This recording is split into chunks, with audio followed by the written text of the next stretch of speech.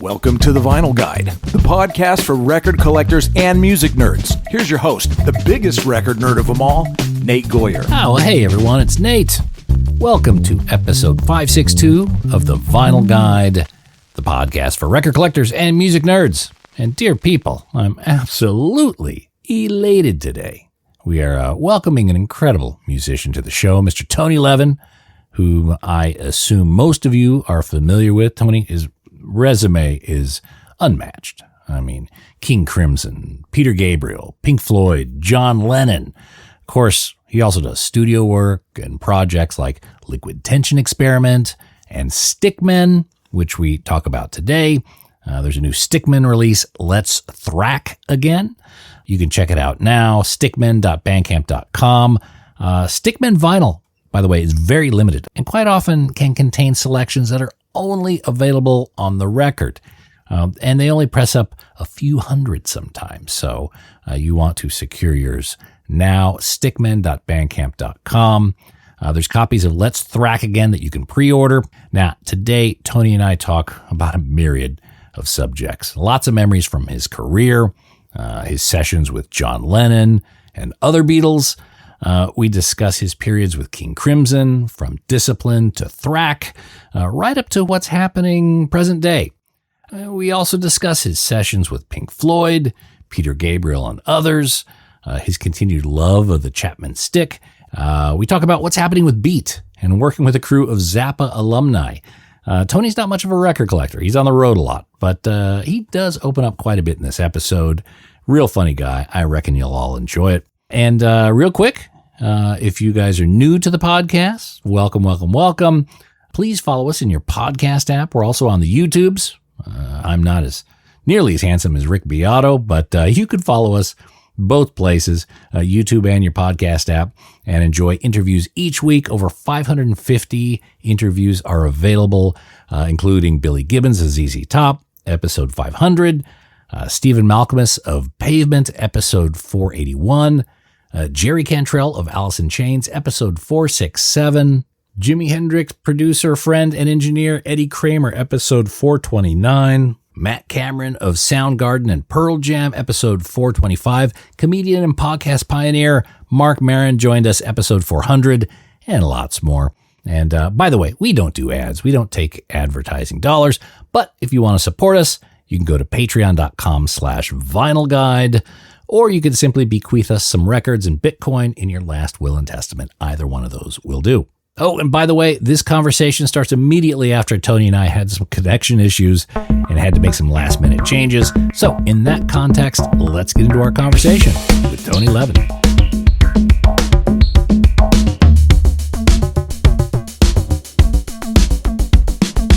Hey, there we go. We did it. Sometimes it's easy, sometimes it's not. I'm sure you're used to changing plans here and there as the situation requires. Yes. Would have started earlier had I, I couldn't have started much earlier, but anyway. What is it with bass? What is it with bass players? I had the same problem, the same challenge, I should say, with Ron Carter. And bless him. Oh, bless. I'm honored to be in his company, even if it's for doing things wrong. I got to tell you a story real quick. This is how, you know how beautiful a man he is. He and I were chatting kind of offline and we're just having some casual conversation. And I'd mentioned that my mom was sick. I was going to go visit my mom. She was sick. He's all, what's her address? He sent her a bunch of music. He sent her some records and things like that. No kidding. No. Wow. Unbelievable. So Tony, I guess the big question is, what are you going to send my mother? Yeah. Let's see. All right. Thanks for making the time. Plenty of Ron Carter records, I guess. I mean, how about a Ron Carter book? She's probably a fan now. Oh, who wouldn't be after that? Yeah. Tony, the new record by Stickmen, Let's Thrack Again. I was very excited because Thrack is perhaps my cornerstone King Crimson. It was my entry point into their catalog as a young man. And it must hold a special place in your heart too, to be revisiting it in this way. Well, yeah, but the track Let's Thrack Again came about. I wrote it, the beginning of it. As usual with Stickmen, I then turn it over to the other guys and it goes all kinds of places. Uh, but I wrote it not about that album or that song or the many songs that have, but there's a rhythm, a counter rhythm, really 5 against 7, that we call thracking in King Crimson because it appears in other pieces too, in Broom, I think, and one of the Lark's Tongues pieces. So I thought, I don't know, a year ago, I thought, what if I start with that thracking, with me and Marcus thracking, and what if I go further in that direction? I'll write a counter thrack line, another one, and so that's where it came about. Not really, I didn't listen to the piece Thrack or listen to that album. I have heard it, of course, the album Thrack. So it came about from my thinking about the riff or the counter rhythm and where this band could take that. So thracking is a verb, maybe an adjective in the King Crimson universe. For me, the King Crimson universe being big, I can only speak for me. It is a verb. To thrack is to play that 5 against 7. Maybe someone else in the band would define it differently, but since I'm playing both, neither the 5 nor the 7, but both, I'm very familiar with it, and I call it thracking. Okay. Then, you know what? I was misspelling thrack, and I was putting 2 A's in it until Marcus corrected me. So what do I know? And 1K, not a CK. 1K. So you must get a ton of nerdy questions. This is a vinyl and a music nerd podcast. So, get prepared if that's all good. Robert, he comes up with all sorts of different terms, thracking, and even the description of how you play the bass. Is that correct? How much input do you have to that vocabulary? We think alike, and I as usual, I can't exactly remember all of the details, but somewhere in the 90s, I started keeping a diary on my computer, unusual idea in those days, and collecting the quote of the day for my own purposes. And somehow when Robert found out about that, he started coming up to me daily and saying, "You didn't hear it, but I said this." And so there was that. And also the process of me writing charts for King Crimson music when it's new. Mm-hmm. I'm capable of just writing out all the notes, and then I can read all the notes, assuming I can play the part. And that's fine, but I have to get off of that because I can never escape the chart if I'm reading note by note, right? So after a while, I learn the riff in this section, and I give it a name, or Robert gives it a name, maybe the wonder whirn of delight and terror. Mm-hmm. And instead of writing out all those notes, I'll write out wonder whirn of delight and terror. So my charts are priceless of King Crimson through the years, especially in the 90s, where they're a combination of a few notes and I can't remember them too well, but maybe the thracking and then backwards, the same piece, the same section, but backwards and upside down in a different key. So we've enjoyed and got a kick out of both as an education, but also the sense of humor of trading our names for these different bass lines. Yeah. Now, when you revisit King Crimson stuff, especially in light of Beat and similar, how quickly does the material come back to you? How quickly does it refill your head? Everybody's different about that. For me, the notes that I played, I almost never forget them. So the music comes back easily. The technical ability to do it flawlessly, maybe not so quickly, but I don't have trouble remembering things from a long time ago. It's just kind of the way my brain works. Okay. All right. So and let me interrupt let me interrupt you, hopefully for the last time. In Crimson, live, the issues, the things that caused the big problems were never the inability to play these complex and terrific technical parts. Always easy. All the guys with 7 guys in the 2000s playing them. Where it gets tricky is the very simple things, like when this section ends, there's 4 beats, and then you go to the next section. The next time there's 5 beats, and it goes to the next section. And especially if we do 2-3 shows in a row and people are not quite as rested, I have noticed that's when the disasters occur. Not in the fast, oh, we play this, but in the one guy waits 4 beats and another guy waits 5 beats. And this is not a band where you can go 1, 2, 3, 4, and we're all together. We're not in the same time signature thinking. So that's when the disasters happen. So it's an irony of King Crimson that it's usually the very simple parts of complex pieces that cause us the biggest problems. Yeah. I can imagine that. It reminds me, and another of favorite style of music, a musician of mine is Frank Zappa, who Yeah. tends to kind of do some of those things. Sometimes they're a little obnoxious in terms of just the tweaking of the beats just to keep everyone on their toes. Did you ever work with Zappa, or did you see I any never did. commonalities? It's an interesting intersection that didn't happen. It keeps not intersecting because, as you probably know, the beat lineup coming this October for our tour will be all Zappa alumni except for me. Oh, Bosio, that's right. Okay. Yeah, and to boot, when I first went to New York, I'm working on my memoirs and trying to remember how I met Don Preston, the wonderful keyboard player who's still playing, bless him, from the Mothers of Invention. But I met him. I think I sort of know how I met him, and we formed a band together with two other guys from the Mothers of Invention, Ray Collins on vocal and Billy Mundy playing drums. So that was the first band I was in when I went to New York City, it wasn't Zappa band, but boy, it was Zappa alumni. And Don named it Aha, the Attack of the Green Slime Beast. And it was notably unsuccessful, maybe one or two gigs. That's all we ever did. So I'm not saying it was a big time band, but although we were offered record deals in those days, I'm talking about early 70s, record labels heard about, these guys, not me, but the other guys, and said, let's give you a deal. Anyway, so there you go. I keep having intersections and musical experiences with not just Adrian Belew and Steve Vai and Terry Bozzio, but Don Preston. Yeah. Okay. So yeah, you've never got the opportunity to play on a single Zappa session at all. No, nor did I ever meet him. There was a Peter Gabriel tour in Europe where for a few shows we co-billed with Zappa. Some that Peter opened and Zappa closed, and maybe one that Zappa opened and Peter closed. And it was memorable in this way. Peter Gabriel doesn't do things the way other people do, and that's great. So when you're the opening act in Germany, even if you're as well known and as popular as the other one, you kind of keep things moving, but not Peter. So the crowd the show went quiet for a minute. Maybe he started a ballad, and the crowd got noisy, like, give us Frank Zappa. And Peter, instead of moving on to a faster piece or playing it, he just stopped. He froze. Intentionally, he froze at the piano like this to see where it would go. I know him. And he was like, where's this going to go? It didn't go to a good place. It went to a very bad place. They got louder and louder, and he froze, and they got louder and louder, and they started throwing things at the stage, and we had to leave stage. We had to leave the stage to protect ourselves.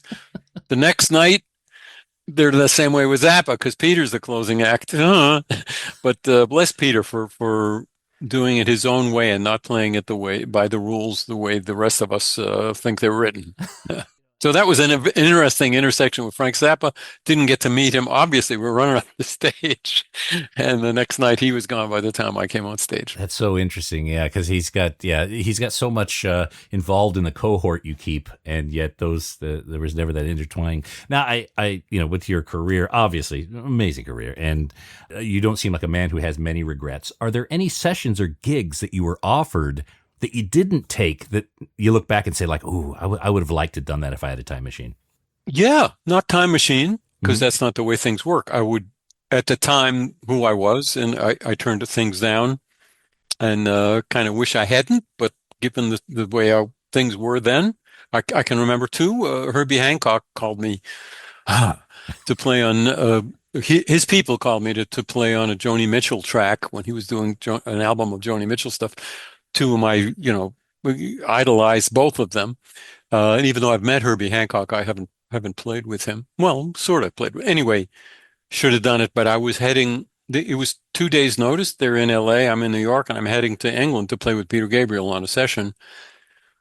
I wouldn't do it different because I was heading to England to play with Peter, but I really wish I had done that. And the second thing is when I recorded with Pink Floyd it was a May, I don't remember the year, Momentary Lapse of Reason was the album, and David Gilmour asked if I could tour with them starting September, and a clueless guy that I am, I said, well, my tour with Peter Gabriel ends in September. Could you push your tour forward a month or two? I don't know. I didn't realize the scope of of Pink Floyd, and he thought a minute. He said, "Well, the first shows are 40,000 people a night, and they sold out in like 2 hours, so it would be a little hard, Tony, to postpone our tour."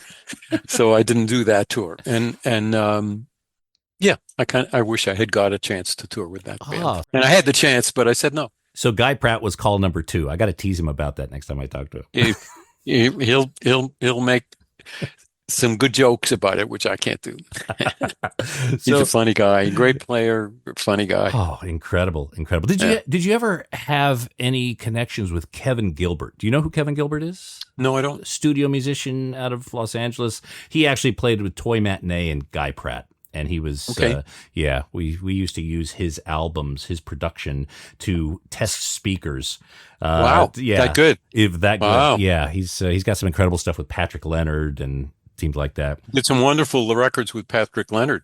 Aside from a great producer, he sings and writes songs really well. Mm. So when you get the phone call for Pink Floyd, you were the piece that was missing from Roger Waters. What was that environment like stepping into that, being in those Not shoes like to you would fill? think. First No? of all, I was really not. And Bob Ezrin, the producer, said, "Can you do it 2 weeks? 1 week, 2 weeks in LA?" I showed up and I did it. So not really involved in the any drama or any even asking what's the story behind it. But yes, Roger, they had just decided to do an album without him.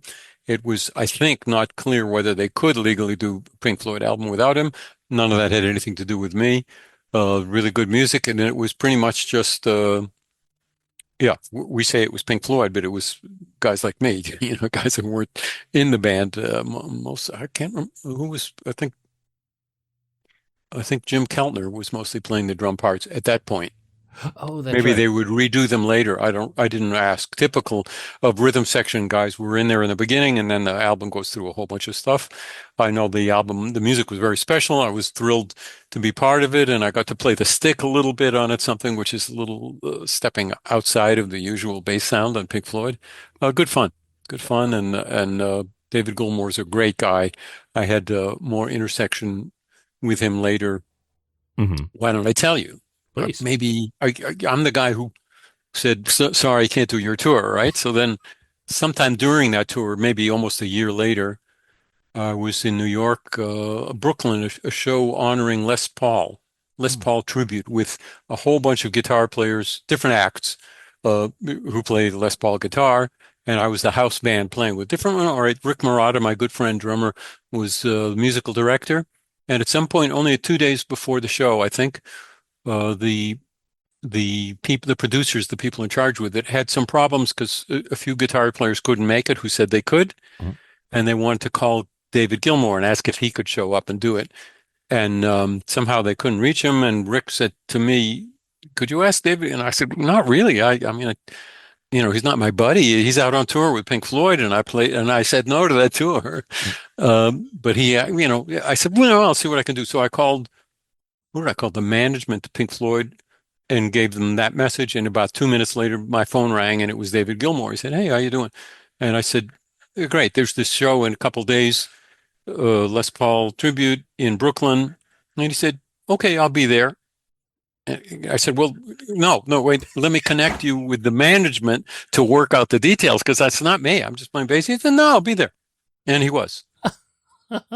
And is it me? I think that's extraordinary. That He, is. whatever he did with Pink Floyd, obviously he didn't have a show that day, but I mean, wherever they were, he flew in on not only on his own dime, but just his own effort, and he didn't need to know any details or something. He just showed up and he played. Yeah, he's probably in Pretty great. Cincinnati or even further, and just made the time. Even further than Cincinnati, maybe. What's the fastest you've been able to turn around a session? Like you get the phone call. I mean, hours? Are we talking hours from the phone call to when you're in recording? Not anymore, but in the old days in New York, again, I'm writing memoirs, and in the 70s, 80s, there was a answering service called Radio Registry that all the recording musicians, there were a lot of recording musicians in Midtown, a lot. You would see them walking around with gig bags and sax cases in between sessions, going from one to another. All sessions were either at 10 a.m., 2 p.m., or 7 p.m. so that guys could do 3 a day. And there was even a bar called the Possible 20, uh, where there was a bat phone to radio registry.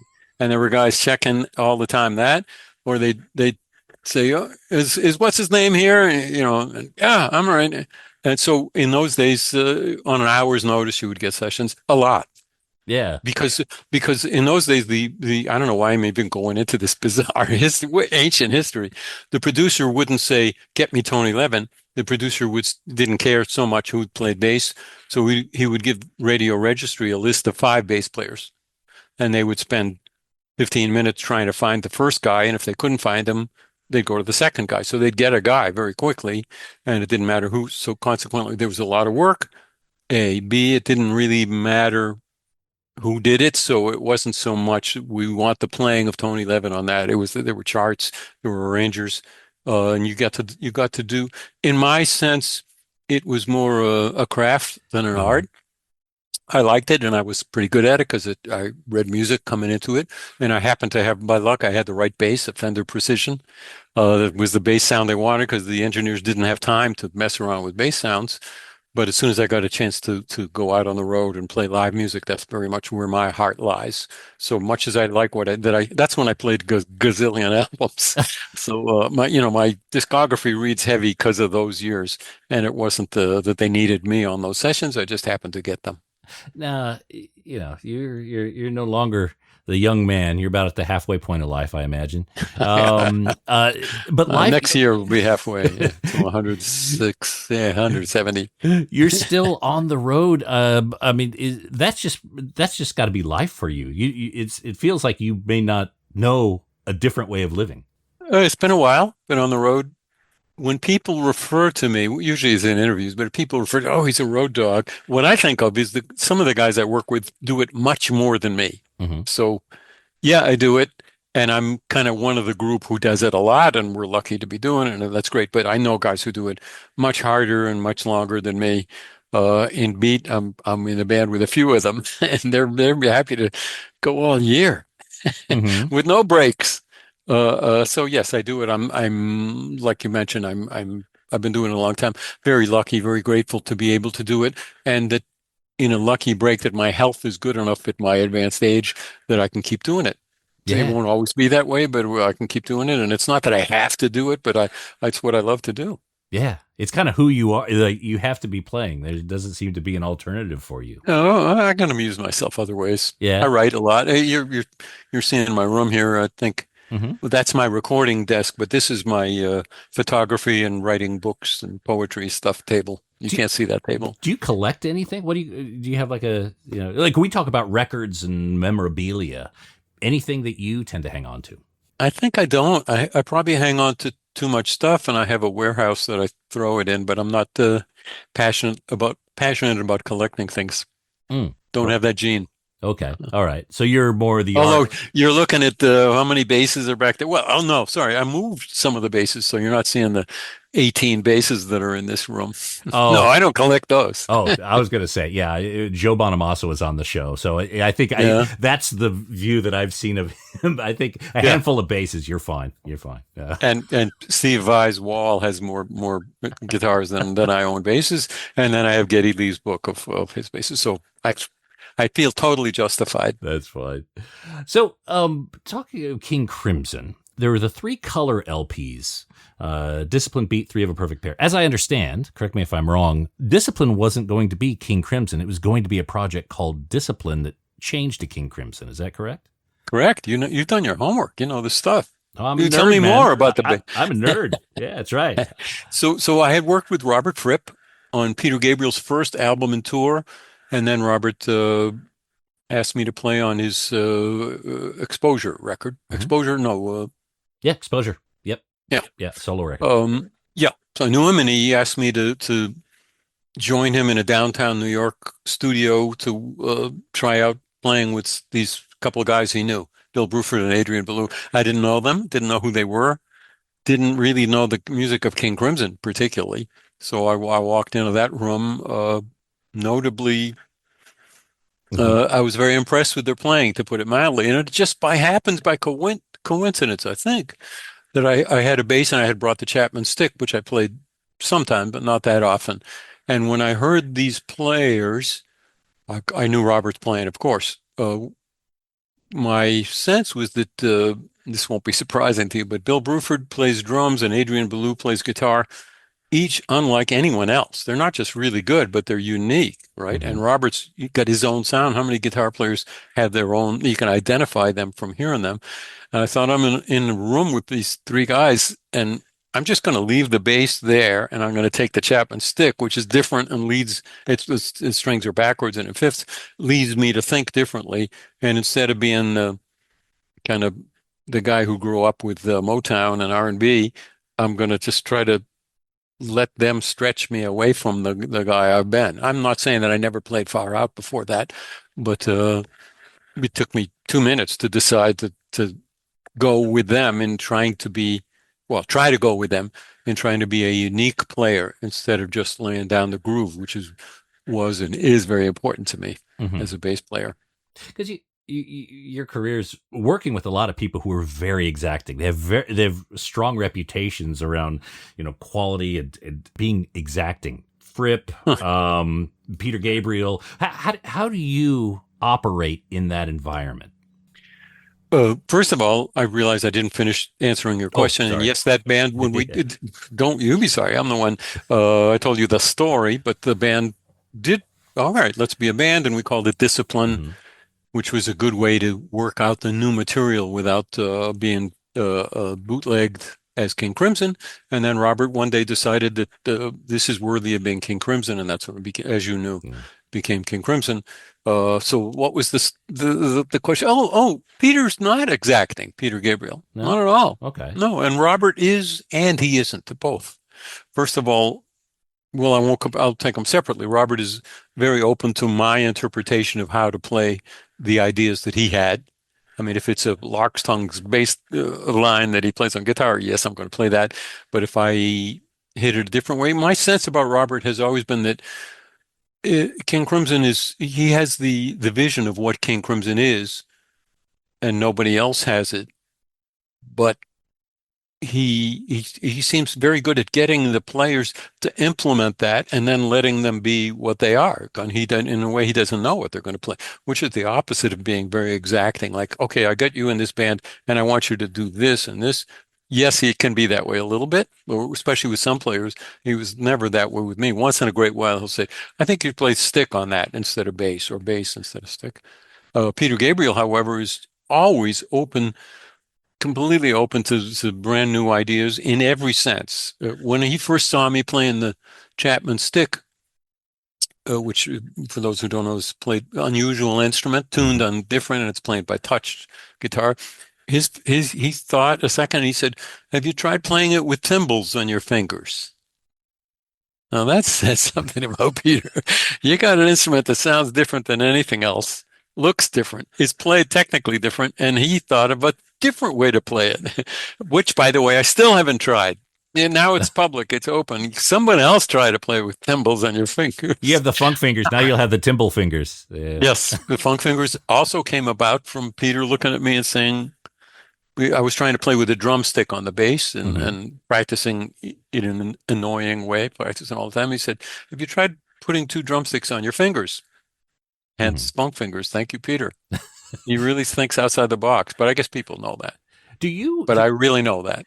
Do you play fretless that often? Yeah. Okay. Pretty often. Okay. Both the electric upright, that's right there, the NS electric upright is wonderful. And I have quite a few fretless Music Man basses. Okay. All right. If I'm not wrong. Sledgehammer, fretless. Okay. Blood of Eden, is that fretless? Boy, now you're testing me. I think not. Oh, okay. I think it's just a thumpy. I could be wrong.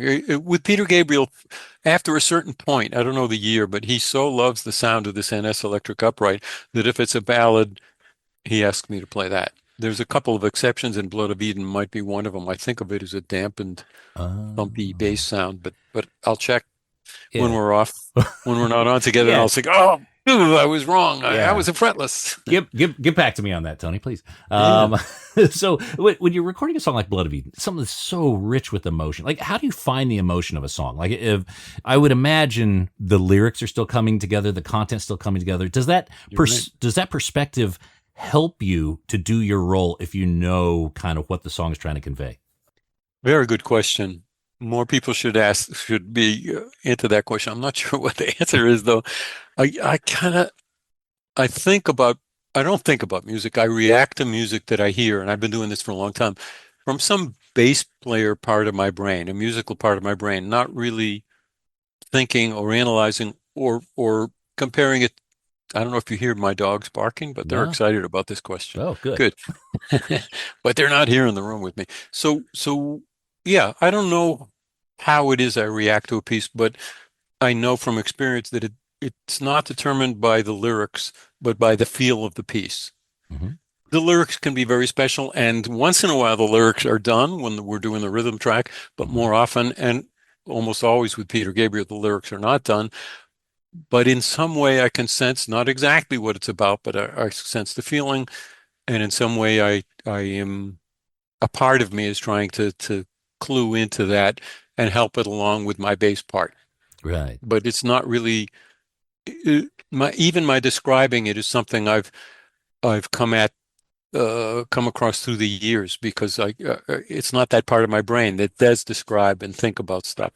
Yeah, I would imagine you'd be able to plug into a bit of it, but when you get the finished record, which is sometimes years later, I would imagine, then all of a sudden it's like, oh, this is what he was going for. You know your stuff. It can be, again, especially with Peter, it can be years later. Sometimes things get replaced. Sometimes the original bass idea I had ended up not working well. Sometimes I'm called in to replace it. Sometimes it's somebody else. It's really different with every record and every song on every record.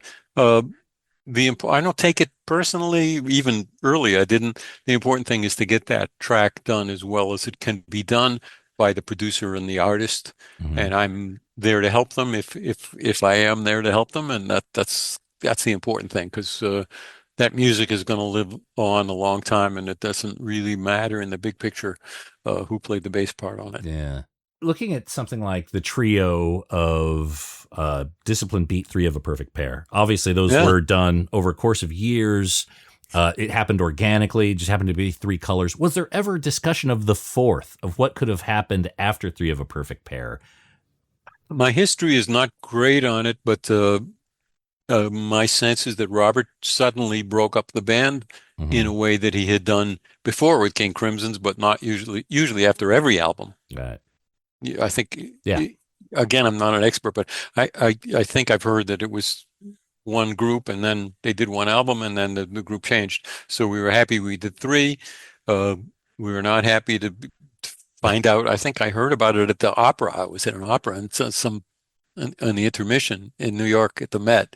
Someone came up to me and said, "So how do you feel about King Crimson's done?" And I said, "What?" Oh, That's where I heard about it. I thought you, And maybe Robert had published it in a magazine, but I didn't read that magazine. oh, I thought you found out during the opera. Tony, you're fired. Act four. Oh yeah. Yeah. So Discipline and Beat, I think, are the only two King Crimson albums with a consistent lineup. Every album And has three had of a perfect pair, the three of them. Yeah. Three of a Perfect Pair is the same as Yeah. the okay, all right. Those three for sure. I'm particularly familiar with that music because that's what we've been playing with Beat for a couple of years with the band Right. Beat.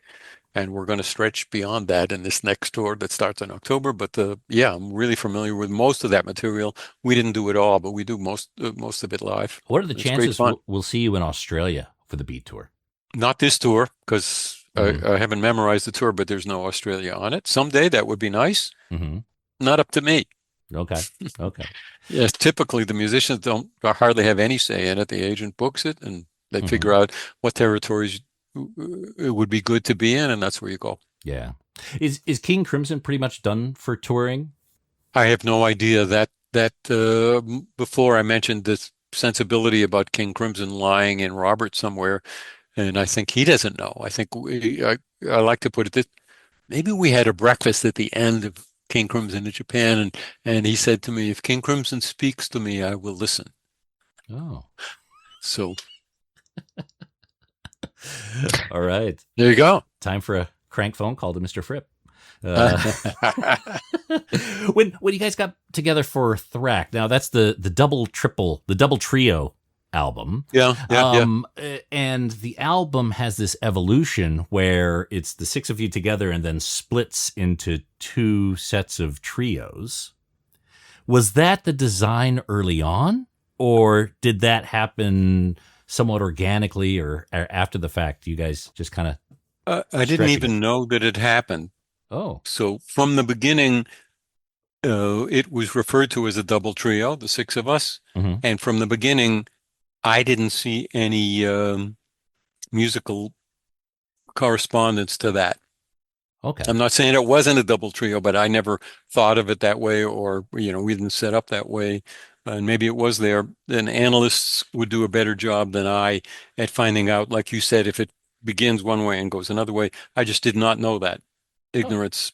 oh, okay. To me, it was just six guys, plenty of challenges, huge challenges. Thank you, King Crimson, as usual. And I think we lived up to it, and we did well with the challenges. And in my sense, it never really was a double trio. Oh, Fine to call it that.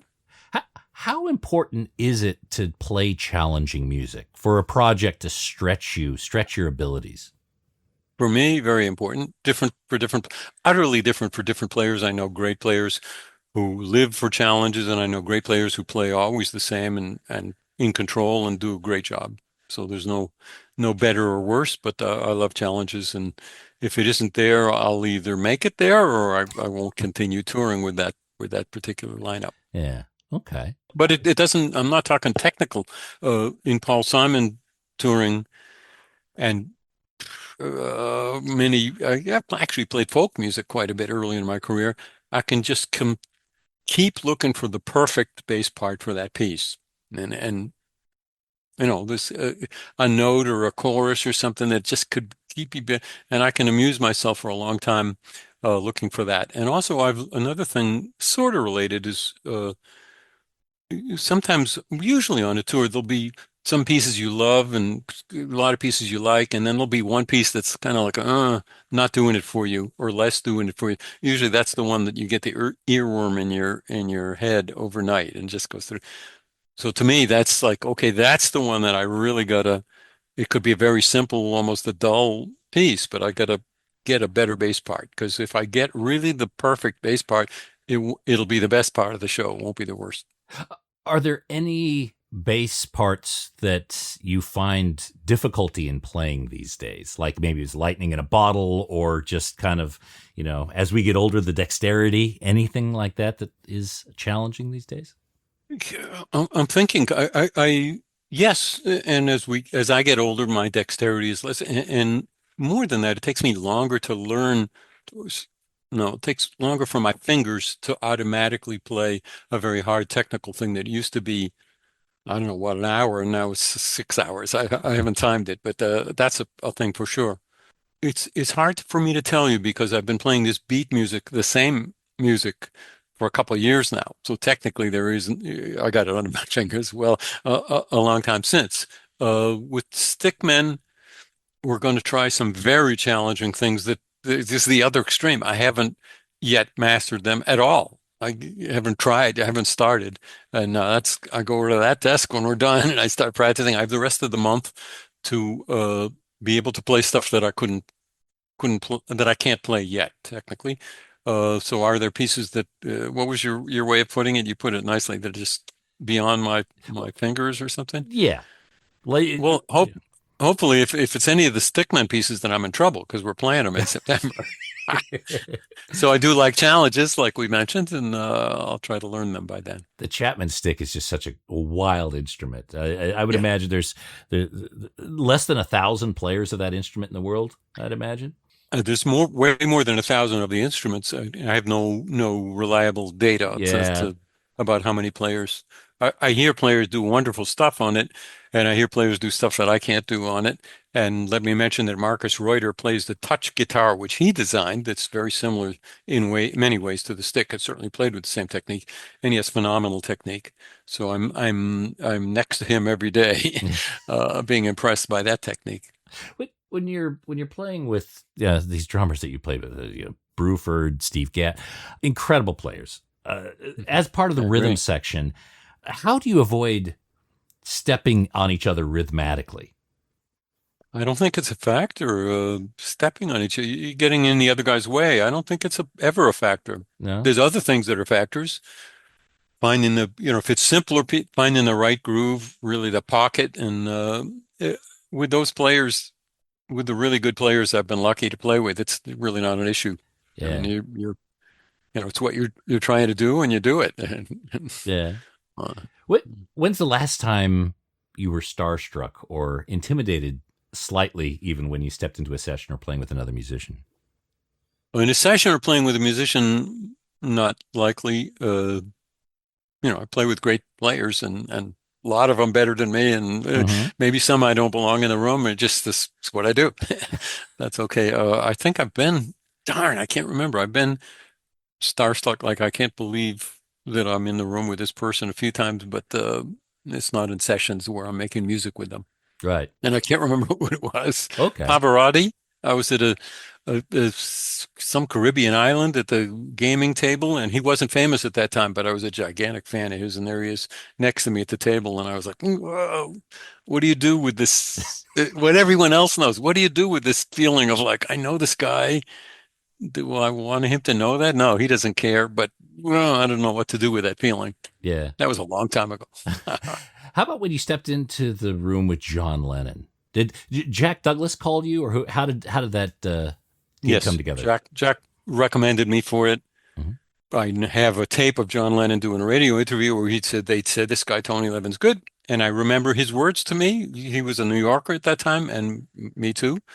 They tell me you're good, just don't play too many notes, were his words. Literally, that's what he said to me. And I was very comfortable with that in your face. And I knew I wouldn't play too many notes. And I could understand why he would think that I might play too many notes. These guys say he's good. Maybe he's one of those flashy guys who's going to overplay. So I said, yeah, don't worry, no problem. And it was no problem. And I was honored that he liked everything I did and doubled it sometimes with horns, doubling my bass line. So yay. It was a good musical connection for me. Really good. That was his return after so many years of being away. Did you guys feel the weight of that moment, the importance of that going into the sessions? I was ignorant of all of that. And didn't know a thing about it. Just there's Jack Douglas, there's John Lennon, Yoko Ono. We were alternating songs. It's all I knew. It was very much his habit that I could tell he was really enjoying jamming and playing. And in between takes, he'd start playing, let's say, Buddy Holly pieces and really having a ball with it. Later, I realized that he hadn't been doing that in a long time, so he did it. And then he would suddenly, it was also, there was some tension in the air, good tension, not at all a negative tension, because he would be playing this piece and suddenly he'd say, stop fooling around. Like it wasn't his idea. Stop fooling around. Then let's do the take. And 1, 2, and he'd count it off. And that would be the take. You'd know that's the take because or somebody'd say, Hugh McCracken, the guitar player, he's in the bathroom. He's not here. He can overdub. This is it. Let's do it.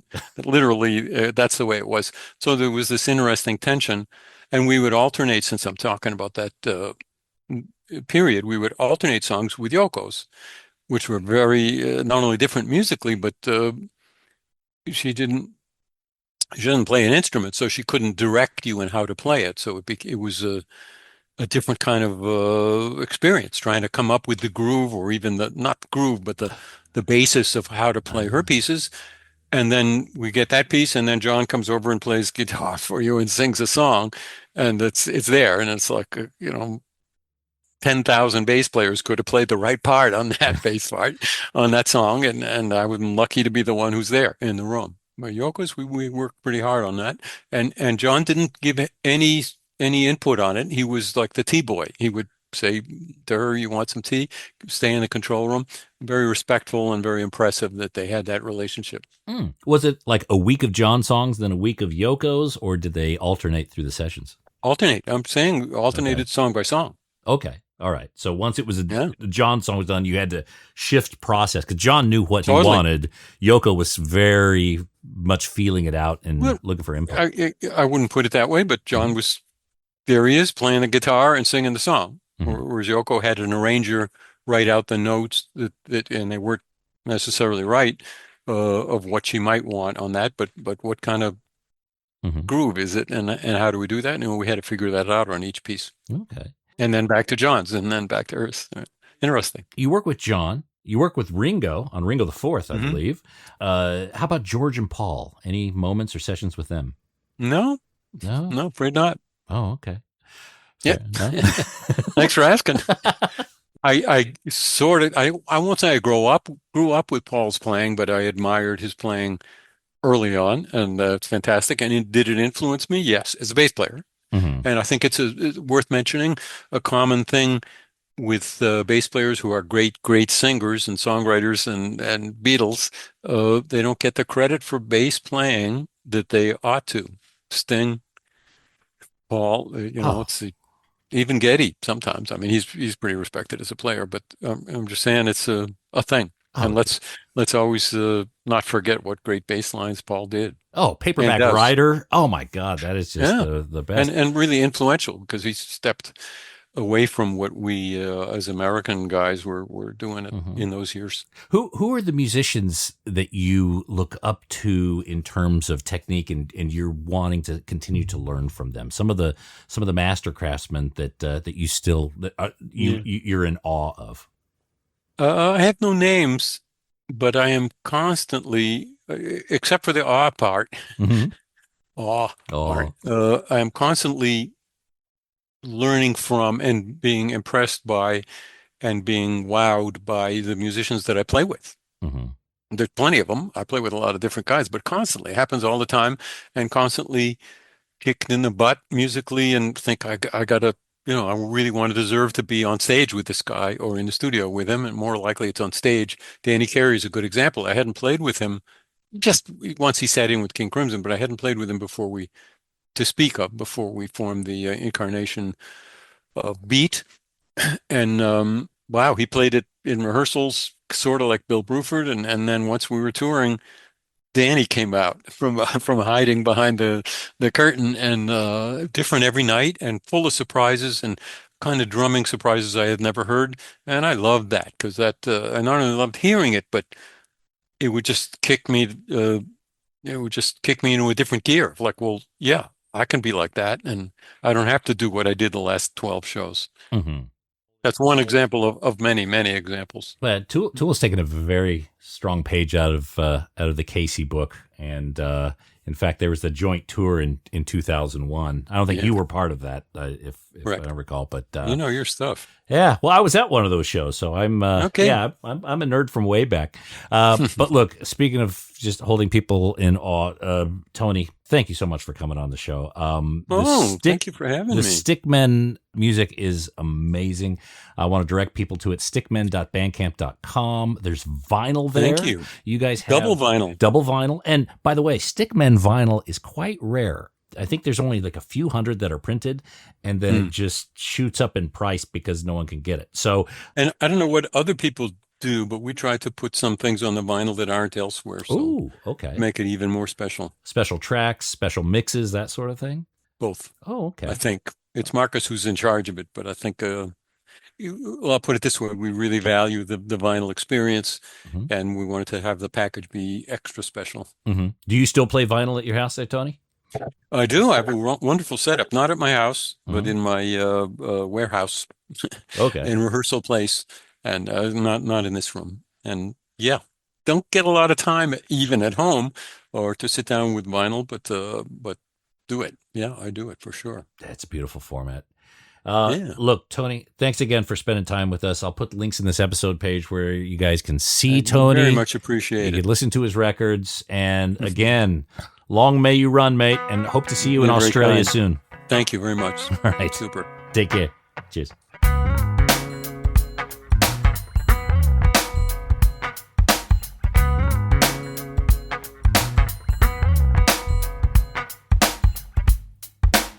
Oh, that was That was really great. A stunning musician, Tony Levin, and great guy, and that's why he gets all those gigs, plays with all those people, You can get the gig as a good musician, but you keep the gig by being a good guy. So good on Tony. Hope he comes back sometime. There's plenty more to talk about in that career of his. Stickmen.bandcamp.com. Let's Thrack Again, available for pre-order on vinyl. And that's it for this episode of The Vinyl Guide. Thanks for listening and downloading. Thanks to everyone who's leaving positive reviews on Apple Podcasts and Spotify, those of you who are sharing on social media, and especially those of you who are supporting us at patreon.com/Vinyl Guide. Much love to you all. We'll be back shortly with a brand new episode. So until we talk next time, you all behave yourselves, and thanks again for listening to the Vinyl Guide podcast. Cheers.